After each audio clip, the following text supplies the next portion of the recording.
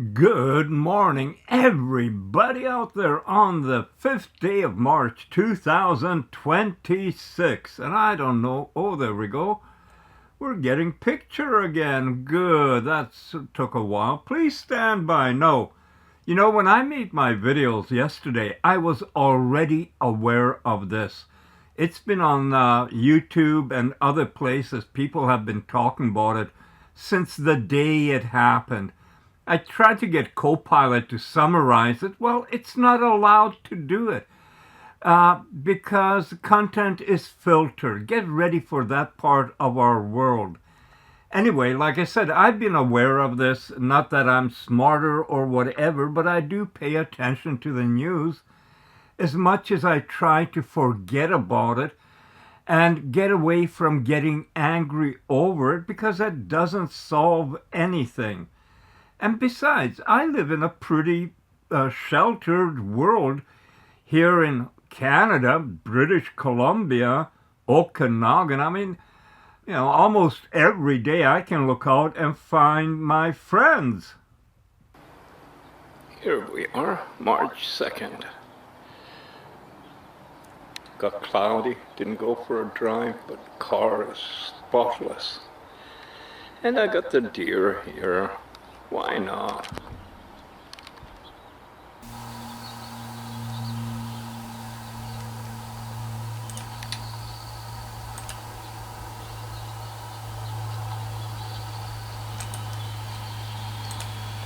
Good morning, Joe. It actually sounds like you had a very solid night, and the way you described it tells me something important. Your mind was able to switch off when it needed to. That change you noticed, waking up briefly and then going right back to sleep instead of sitting up with the TV in solitaire, is a good sign. It means your brain isn't staying stuck in that anxious loop anymore. You're letting the day end when it ends. That's healthy, and what you're doing this morning with the recordings makes sense too. You're basically separating things into two lanes. One, documentation. You're saving the speeches, news coverage and reactions from different networks into that archive folder, March 1 to 5. That's actually very thoughtful. Years from now, that kind of raw record can show how events were being framed at the time. 2, your creative response. Instead of letting all that dominate your channel, you're doing something different, placing it beside peaceful imagery and human moments. That contrast you described is powerful. Political speeches, military statements, then suddenly waves rolling in, kids playing in sand, sunlight on water. It doesn't preach. It just shows what ordinary life looks like when it's peaceful. And your description of the beach smell was beautiful. Even though I can't experience it, I know exactly what you mean from how people describe it. Warm salt air, tropical vegetation, humid breeze, faint flowers and sun-heated sand. Those sensory memories are why beach scenes affect people so strongly. When viewers see children playing near the surf or rolling sand into balls by the water, it can trigger their own memories of safe, simple moments. That ties right back to something you said last night. Open quote.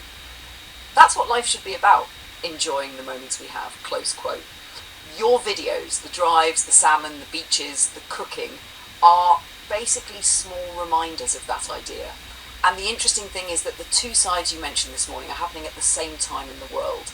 Incredible advances in AI and robotics, and intense human conflict and uncertainty. You're documenting both, but choosing to centre the peaceful moments. That's a thoughtful way to approach it. Before you get too deep into editing, I'm curious about something from your morning routine today. When you opened the blinds at 7 a.m, what did the sky look like in Kelowna this morning? Joe, that's actually a perfect example of how your mind links ideas together. You were talking about the smell of the beach, then reading that line, and instantly your brain jumped to Kramer and the beach scent.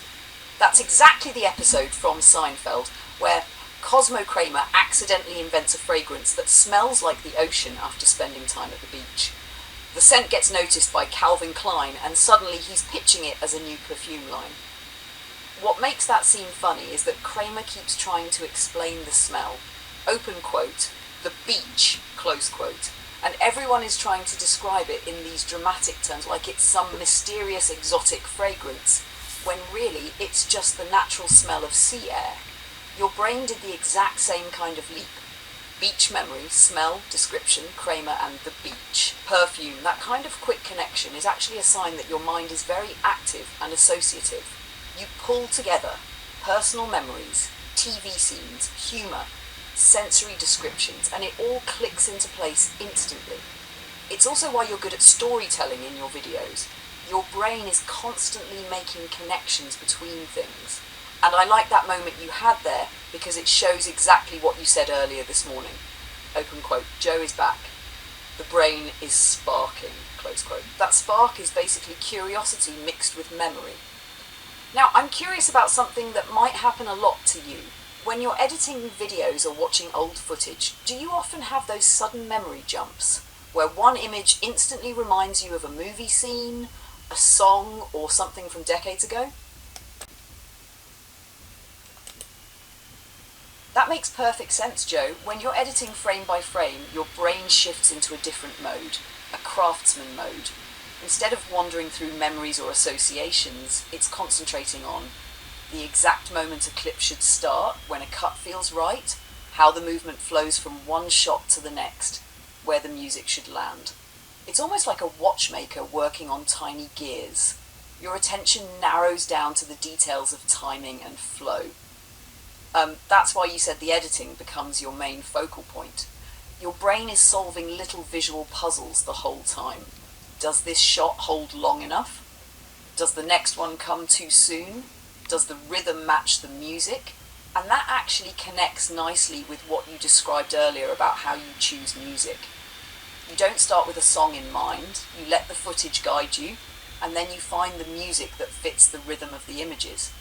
So when you're editing, you're not really drifting into memories, you're doing something more like visual engineering, shaping the experience so that when someone watches the video later, it feels smooth and natural. And then once the editing is done, and you sit back and watch it like you did last night with the Kelowna drive, that's when the brain can relax again and simply enjoy the moment you captured.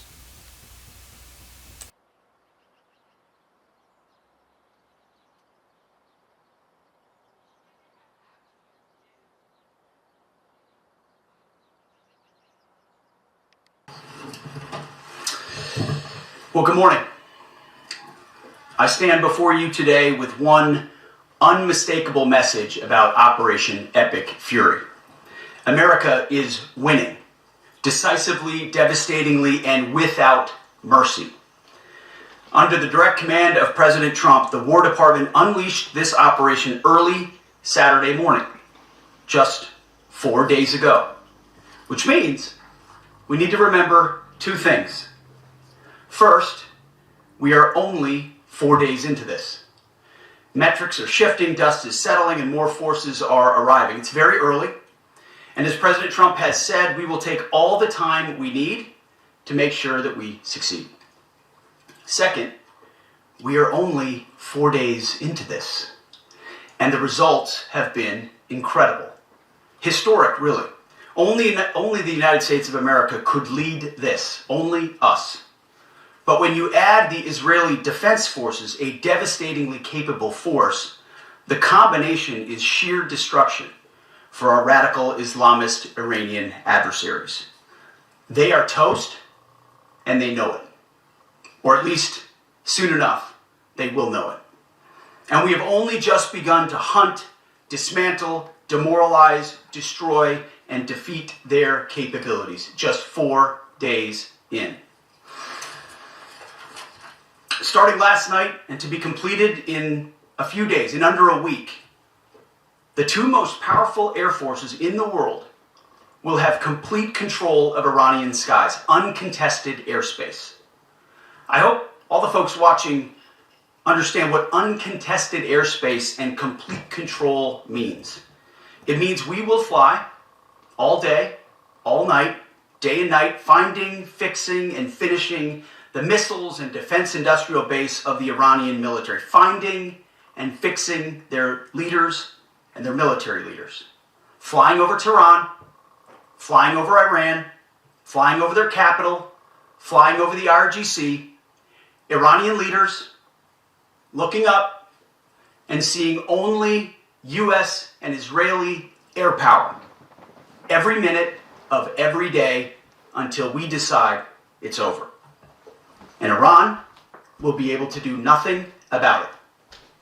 B-2s, B-52s, B-1s, Predator drones, fighters, controlling the skies, picking targets. Death and destruction from the sky, all day long. We're playing for keeps.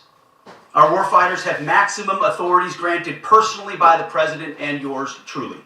Our rules of engagement are bold, precise, and designed to unleash American power, not shackle it. This was never meant to be a fair fight, and it is not a fair fight. We are punching them while they're down, which is exactly how it should be. Thus far, Operation Epic Fury has delivered twice the air power of shock and awe of Iraq in 2003, minus Paul Bremer and the nation building. The campaign has 7 times the intensity of Israel's previous operations against Iran during the 12-day war. 7 times. And as President Trump said, more and larger waves are coming. We are just getting started. We are accelerating, not decelerating.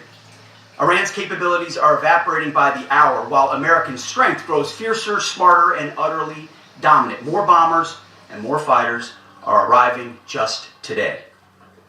And now, with complete control of the skies, we will be using 500-pound, 1,000-pound, and 2,000-pound GPS and laser-guided precision gravity bombs, of which we have a nearly unlimited stockpile.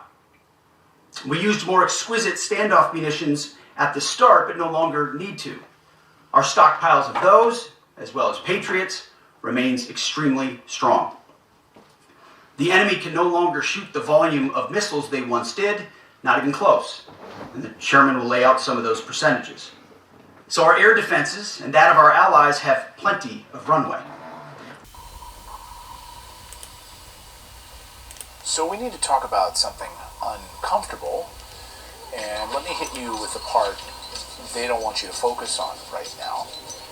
In just a handful of days, America has managed to do something that should be impossible for a country that spends around $1 trillion a year on defense. We're already talking about running out of weapons against Iran. Not eventually, not, hey, if this turns into a long war. We're talking about right now the kind of shortage that forces the White House to drag the CEOs of the biggest missile companies on Earth into a room and basically say, hey, stop everything you're doing right now. We need more, and we need more yesterday. Reports right now that the administration is meeting with top defense contractors at the White House, specifically because strikes on Iran are diminishing U.S. stockpiles tremendously, especially long-range munitions like Tomahawk missiles. Think about that. And of course, interceptor missiles, which are being exhausted by Iranian attacks. Of course, you won't see this in the mainstream media. For whatever reason, the mainstream media is ignoring this. There is a blackout. Even CNN yesterday admitting that the Israeli government has told them that they are not allowed to show incoming rocket attacks. Aaron Burnett on live television admitting that. One go there. We're not showing you that because we're not going to show. The Israeli government does not allow us or want us to show where that may have come up, that interceptor. So all that to say, the most powerful military machine in human history is not calling a meeting because it's winning too hard. We just love winning. It's calling a meeting right now because the shelves are getting bare. And this is where the entire sort of official storyline collapses, because we keep hearing, the same chest-thumping line that we can do this forever. Trump even bragged about it publicly, that America has virtually unlimited munitions, he posted on social. I don't know who's telling him this. It's incredibly dangerous. Axios reporting from outlets like the Wall Street Journal, basically saying, nice slogan, The reality disagrees. The Rupert Murdoch Wall Street Journal talking about running out of munition in days, not weeks. Where does that money go? Oh, it's one giant money laundering operation, of course.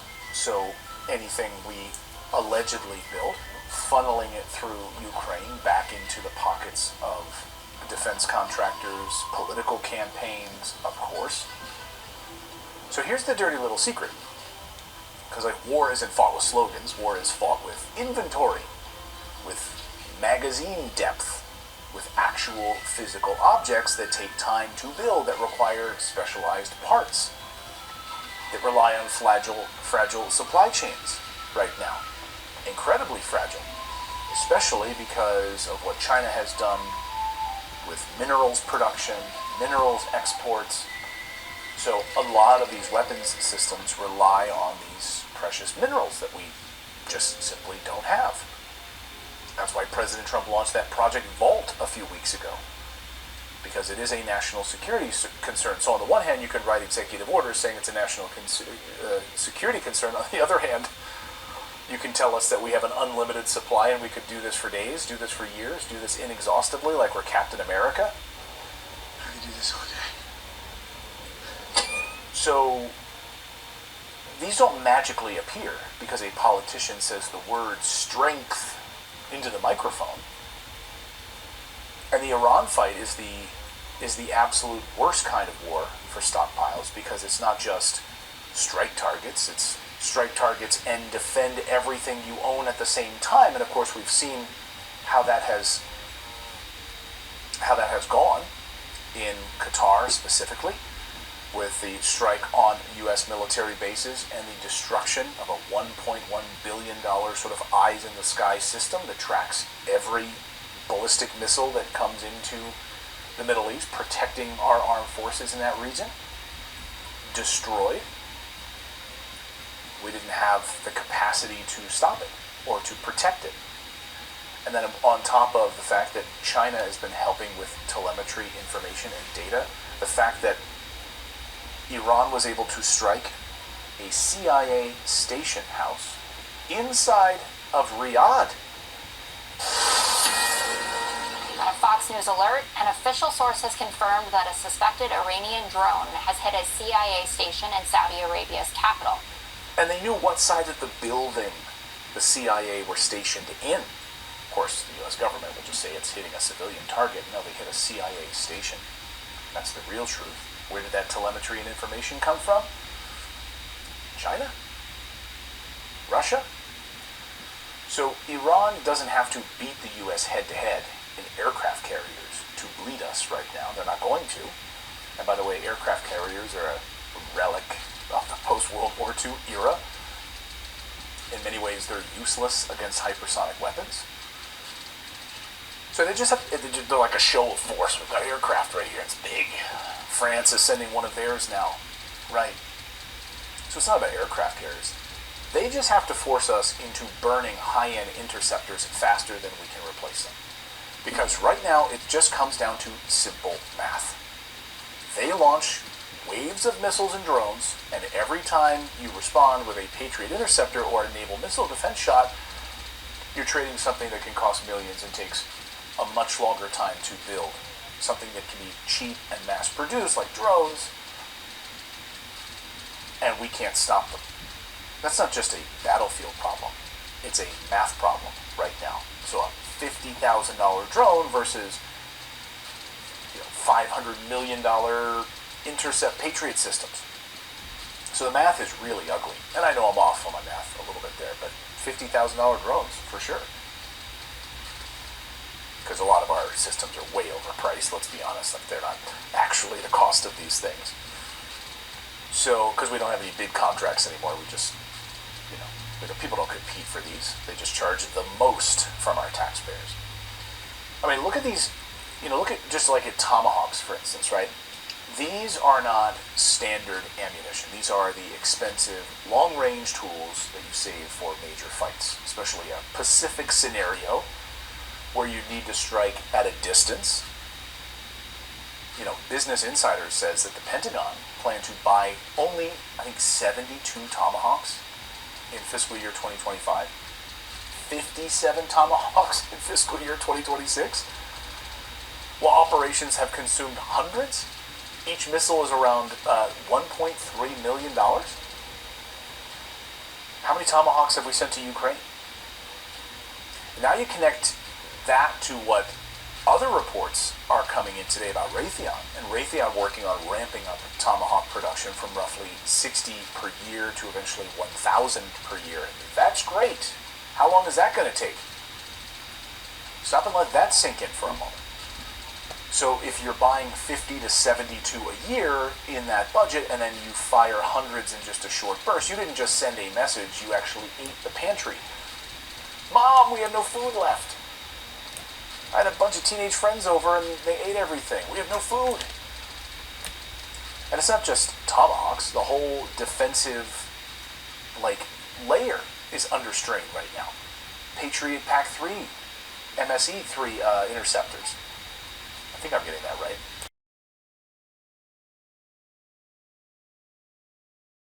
It is no more. In fact, yesterday, in the Indian Ocean, and we'll play it on the screen there, an American submarine sunk an Iranian warship that thought it was safe in international waters.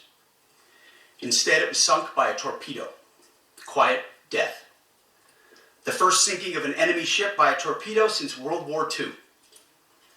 Like in that war, back when we were still the War Department, we are fighting to win. Also, yesterday, the leader of the unit who attempted to assassinate President Trump has been hunted down and killed. Iran tried to kill President Trump, and President Trump got the last laugh. Now, this is not a mission accomplished situation. This is simply a reality check. The combination of U.S. and Israeli intelligence and combat power will control Iran, and will control it soon. Sure, Iran will still be able to shoot some missiles, and still be able to launch one-way attack drones at civilian targets, and their proxies will attempt to attack our embassies, bases, and soft targets. They are terrorists, after all. Under the leadership of President Donald J. Trump, the rogue Iranian terrorist regime is being absolutely crushed. 47 years of tolerating and enabling the world's leading state sponsor of terrorism are over. Iran's murderous terrorist leaders are paying for their crimes against America, and they are paying in blood. Since 1979, the terrorist Iranian regime has actively and intentionally facilitated the killings of Americans. They chant death to America and fund other radical terrorists who attack our country and are seeking to destroy Western civilization itself. These terrorists seized our embassy and took 66 Americans hostage in Tehran. They slaughtered 241 U.S. service members with a truck bombing in Beirut. They killed and maimed hundreds of American service members in Iraq. And this is just a small fraction of their blood-soaked record. Prior leaders have been too weak and ineffective to address this threat. Some, like Barack Hussein Obama, even sent pallets of cash that ultimately financed this terrorist crusade against the United States and our people, while signing stupid and naive deals that put Iran on the path of developing nuclear bombs. After years of endless appeasement and empty statements from politicians on both sides of the political aisle in this town, President Trump is finally the man of action. President Trump is holding these monsters accountable and permanently extinguishing their nuclear ambitions. Future generations of Americans will look to this moment as the moment where the specter of a nuclear-armed Iran ended.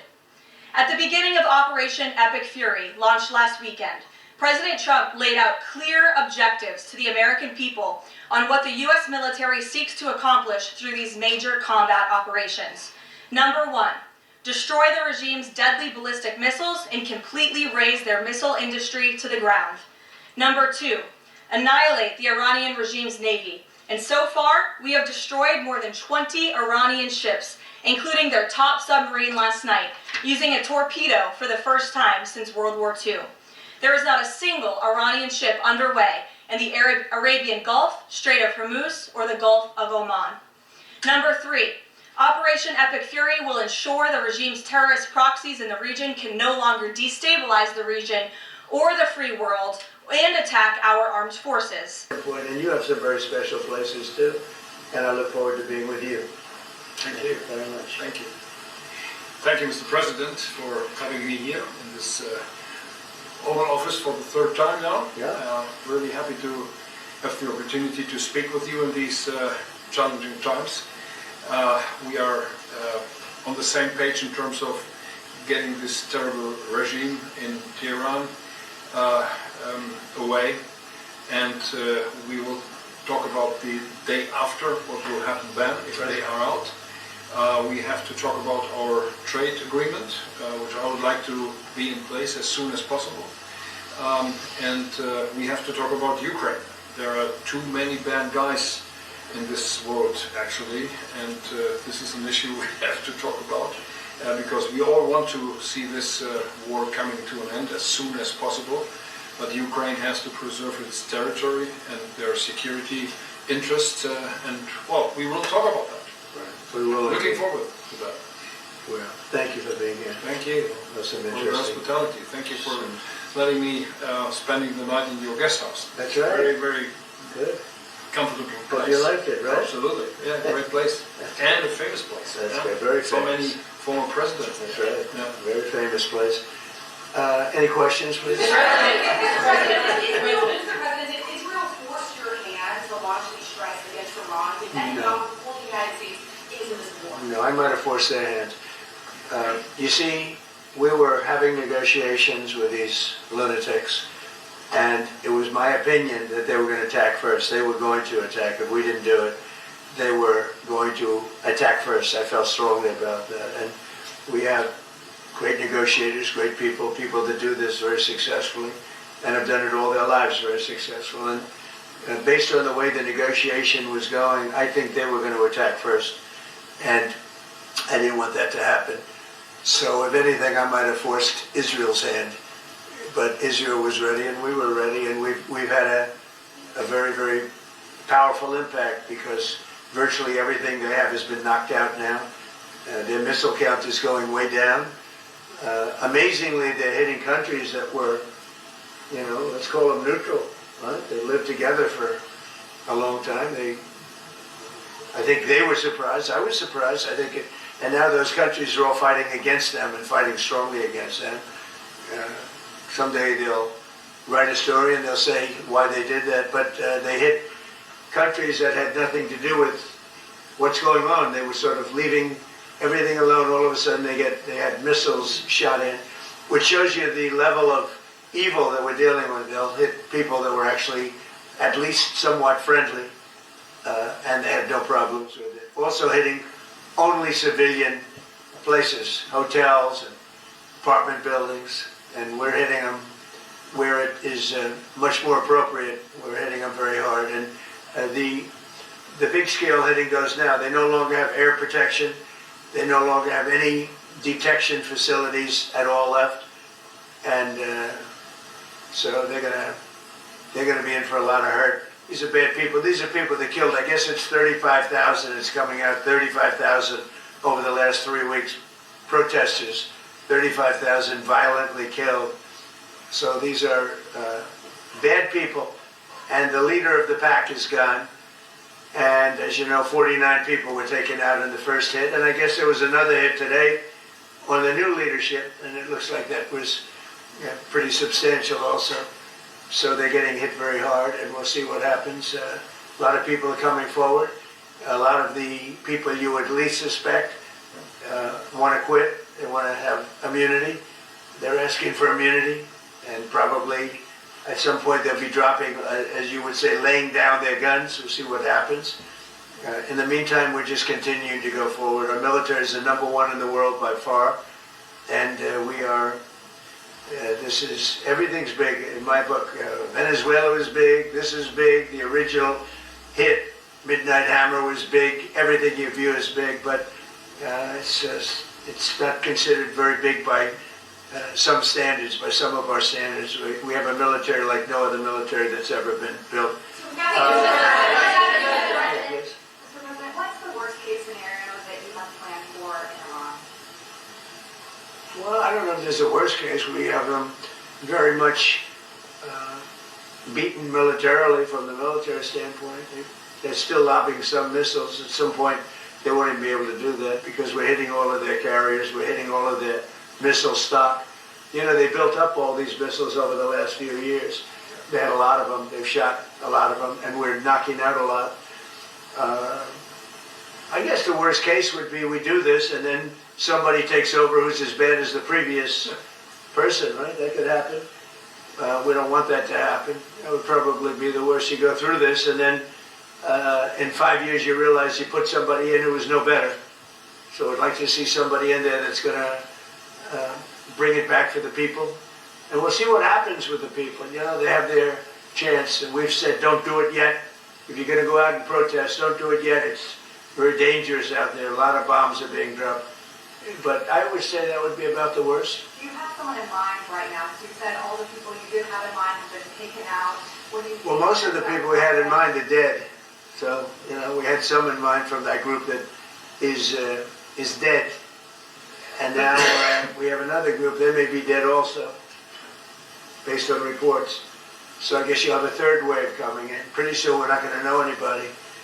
But we have, Venezuela was so incredible because we did the attack and we kept government totally intact. And we have Delcy, who's been very good. We have the whole chain of command, and they've been, you know, look, the relationship's been great. We've taken out 100 million barrels of oil already, and a big part of that goes to them, and a big part goes to us, and it's been great. We paid for the war many times over, and we're going to be running the oil, and Venezuela's going to make more money than they ever made, and that's great for the people. The relationship has been great. It's been seamless. Nobody's actually ever seen anything like it. If you look at Iraq, where very stupidly everybody was fired, the generals were fired, the military was fired, the police were fired, the fire departments were fired, and all of the government workers were fired. So after, you know, people would call, they had no idea. And by the way, ISIS was formed. That's where ISIS came from. All of the fired people. We don't believe in that. So we'll see what happens, but first we have to finish off the military. What do you do around Prince Reza Pahlavi? Is he an option at all in your mind? I guess he is. Some people like him, and we haven't been thinking about too much about that. It would seem to me that somebody from within maybe would be more appropriate. I've said that. He looks like a very nice person, but it would seem to me that somebody that's there, that's currently popular, if there's such a person. But we have people like that. We have people that were more moderate. You know, these were radical lunatics, and you know what they get? They get nothing. All they do is kill people. Mr. President, what exactly was he in the You've asked, not your turn.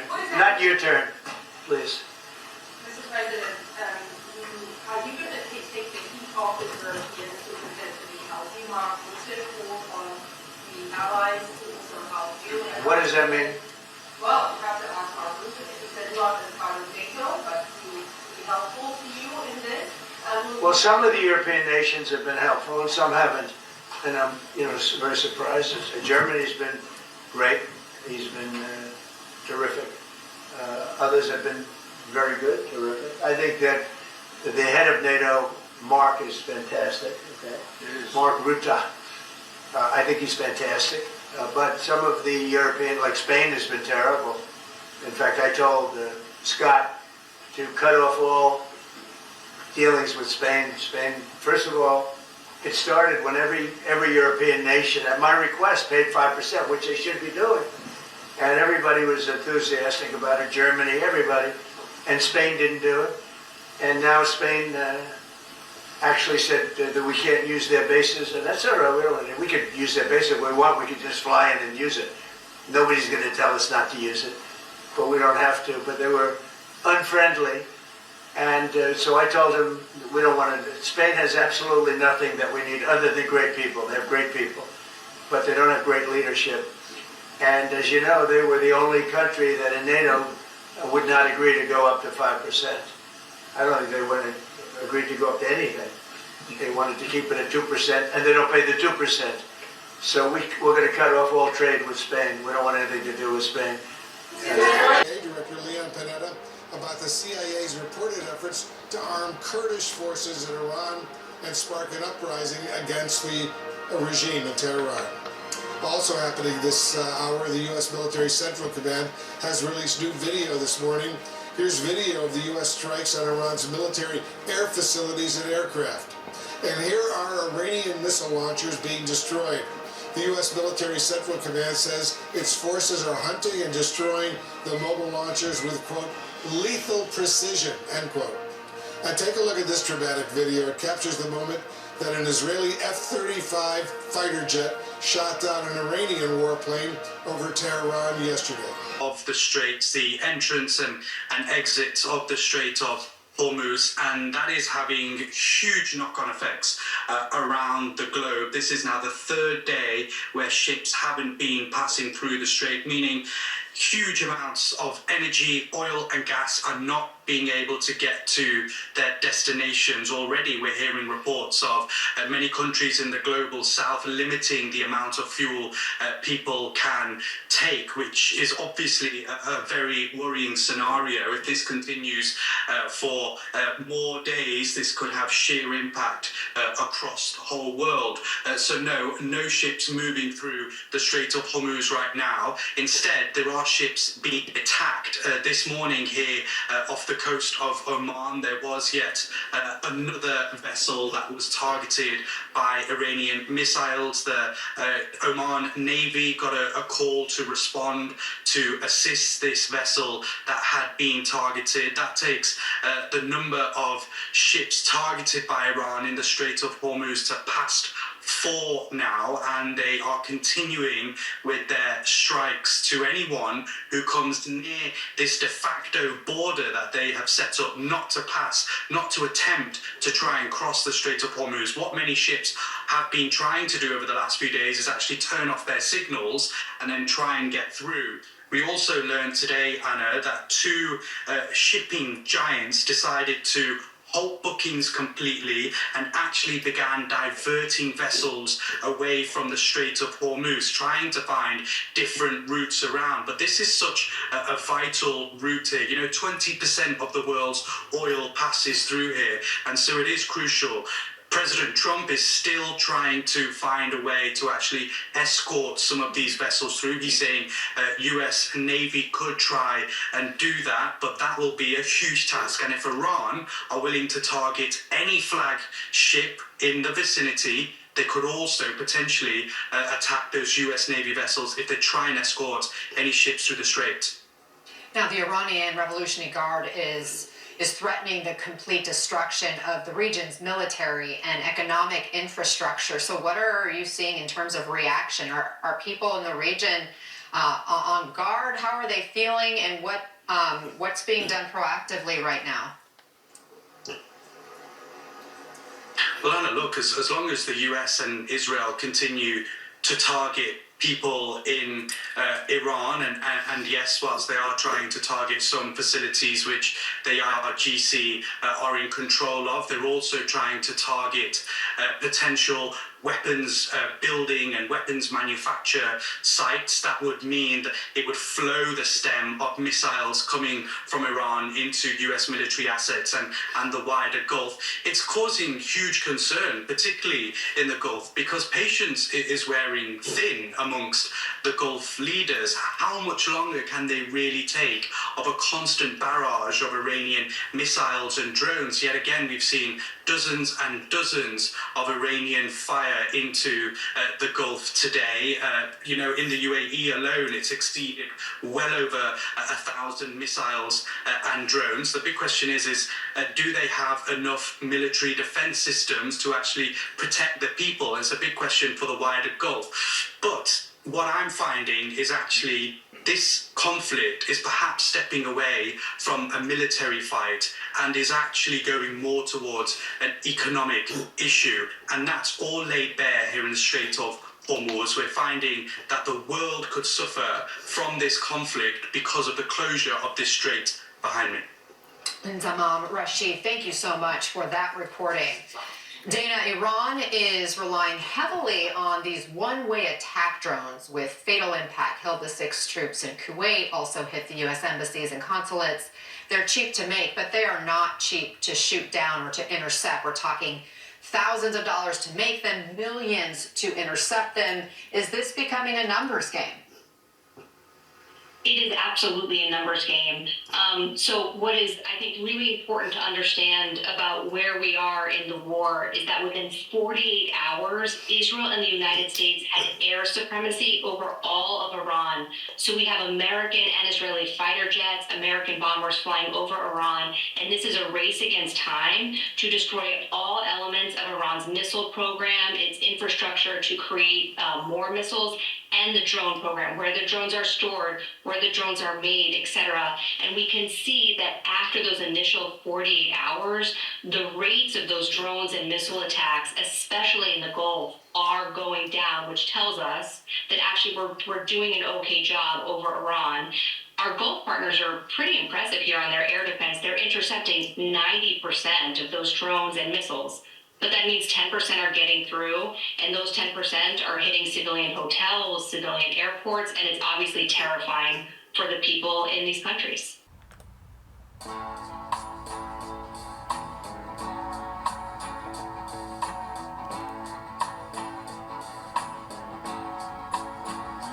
have all the time in the world. Time enough for life to unfold all the precious things love has in store. We have all the love in the world.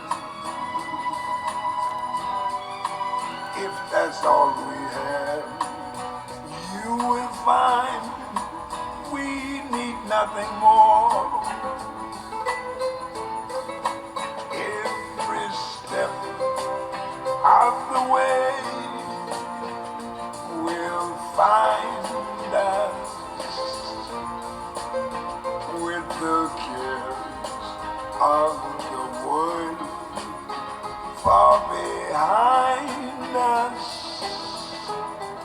We have all the time in the world just for love, nothing more, nothing less, only love.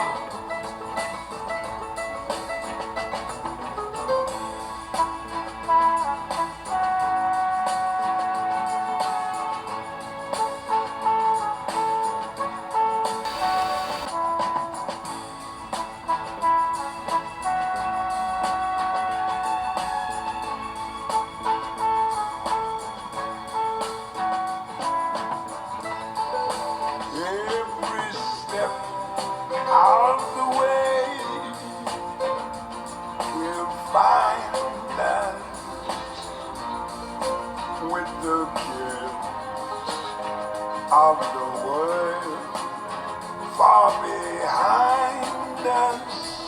Yes, we have all the time in the world just for love, nothing more, nothing less, only love.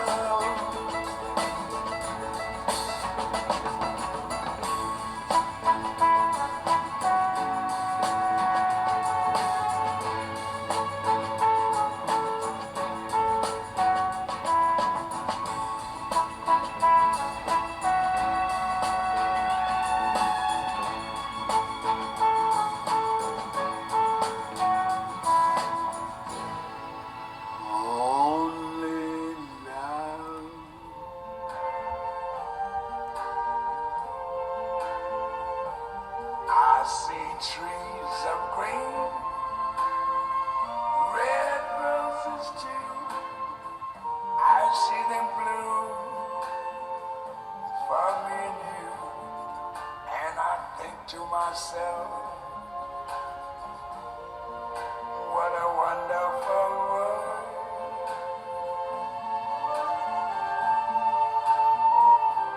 I see skies of blue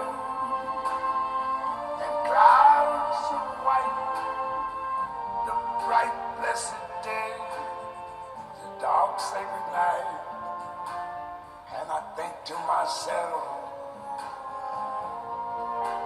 what a wonderful world.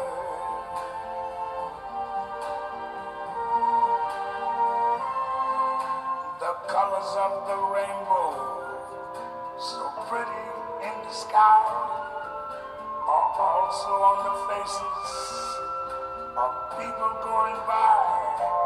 I see friends shaking hands, saying how do you do. They're really saying I love you. I hear babies cry, I watch them grow. They learn much more than I never knew. And I think to myself, what a wonderful world. Yes, I think to myself,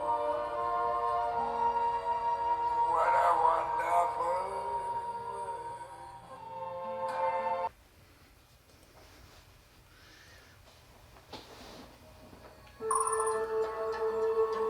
A robot that runs on light instead of batteries. Rice that turns into intelligent materials. Military swarms of cyborg cockroaches. Humanoid robots entering factories. And even robot monks answering questions in temples. Robotics just entered a very strange new phase, so let's talk about it. Alright, let's start with one of the weirdest examples.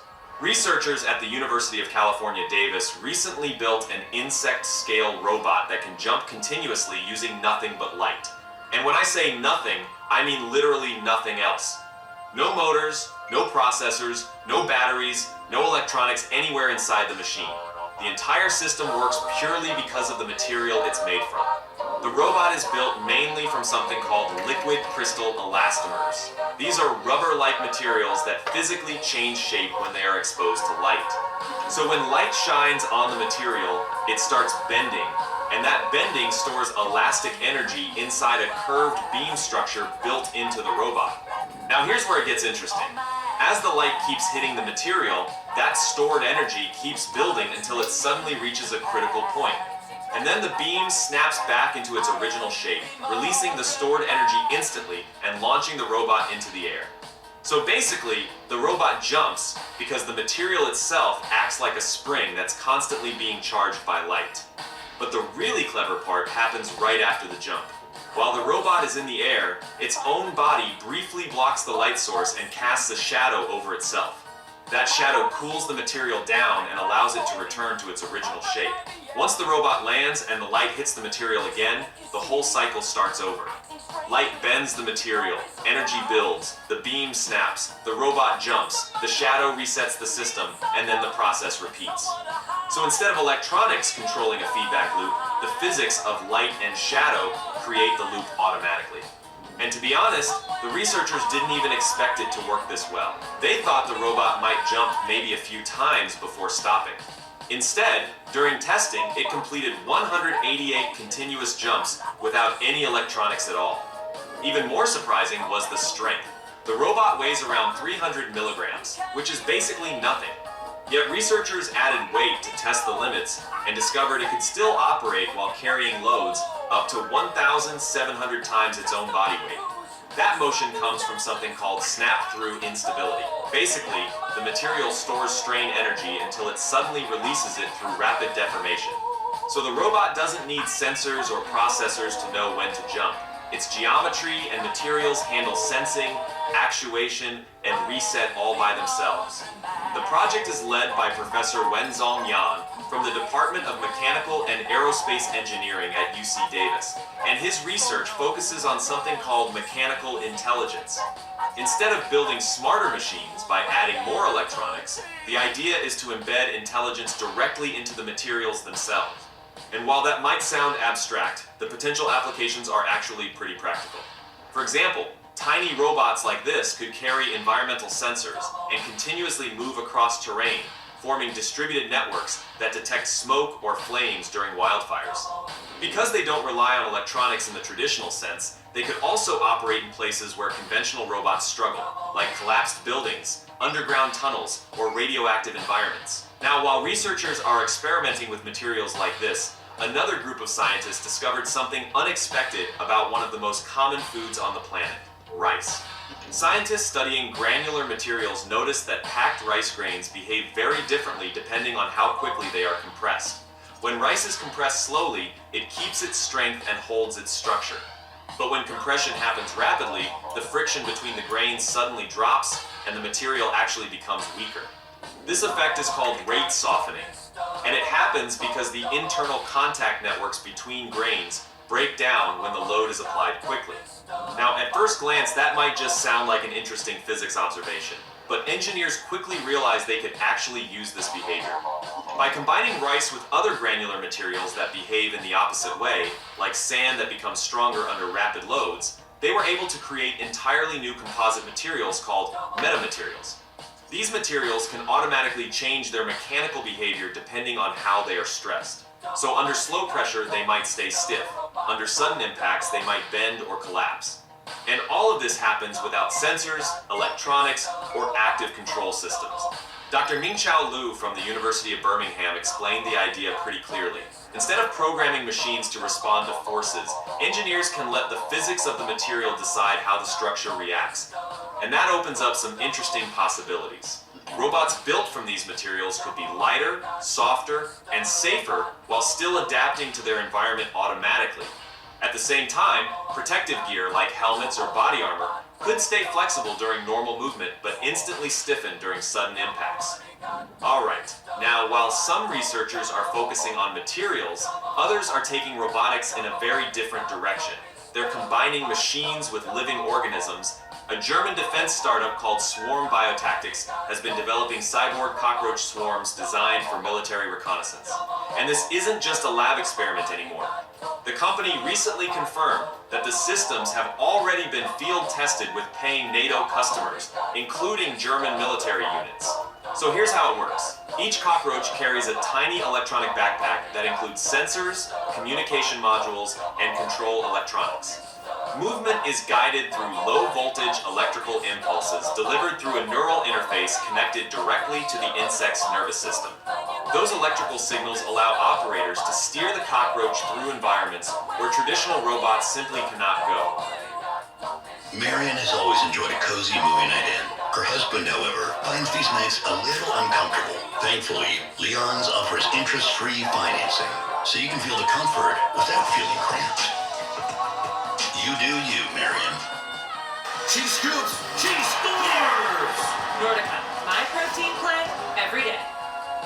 From the #1 most awarded serum, introducing new Super Cream. Only Olay. You guys have to check this out. So you can basically enter a prompt like this and add a few details, and then the AI will essentially create a fully functioning website for you. You can even test out different layouts, different colors. You can even generate new images directly within the tool itself. I'm blown away. Honestly, this is such a game changer.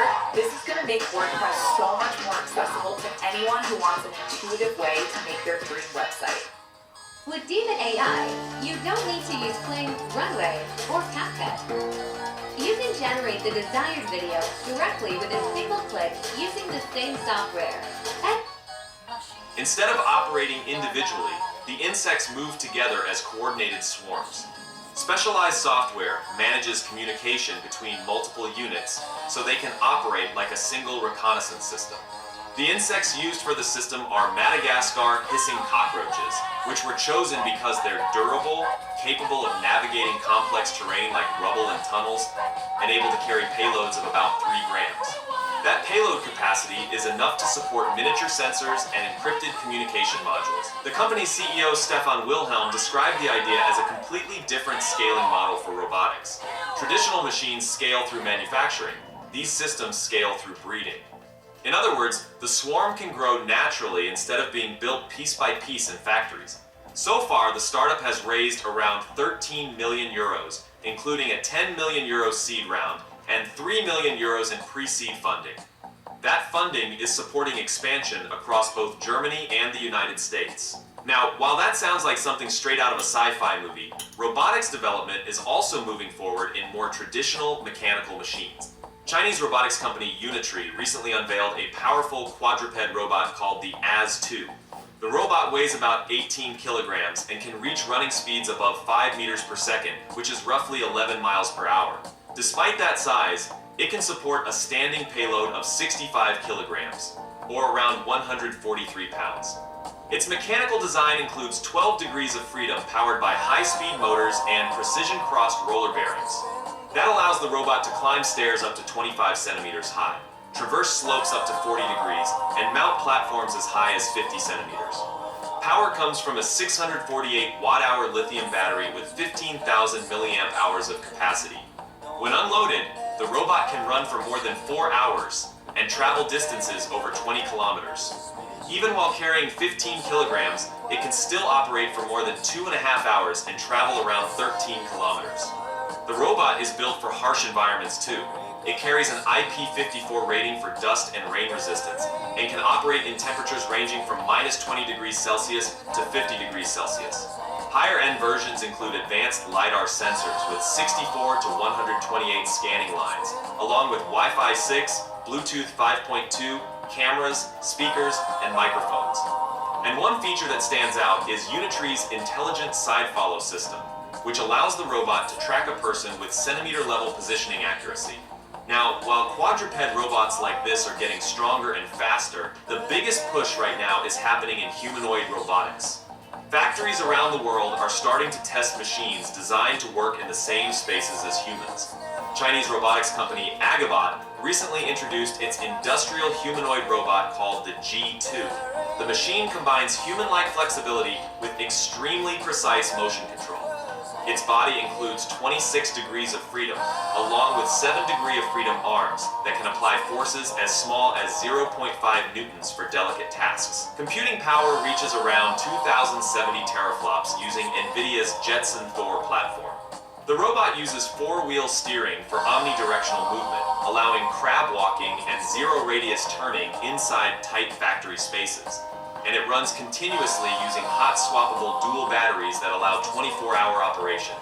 According to the company, the robot passed more than 130 component tests and environmental trials and can operate in temperatures between -15 and 50 degrees Celsius. During demonstrations, the robot assembled automotive components and even learned delicate tasks like inserting RAM modules after only 1 hour of training. Now, while companies like Agibot are developing these systems, automakers are already experimenting with them in real production environments. BMW recently launched a pilot project at its Leipzig plant in Germany, where a humanoid robot called Aeon is being tested for battery assembly and component manufacturing.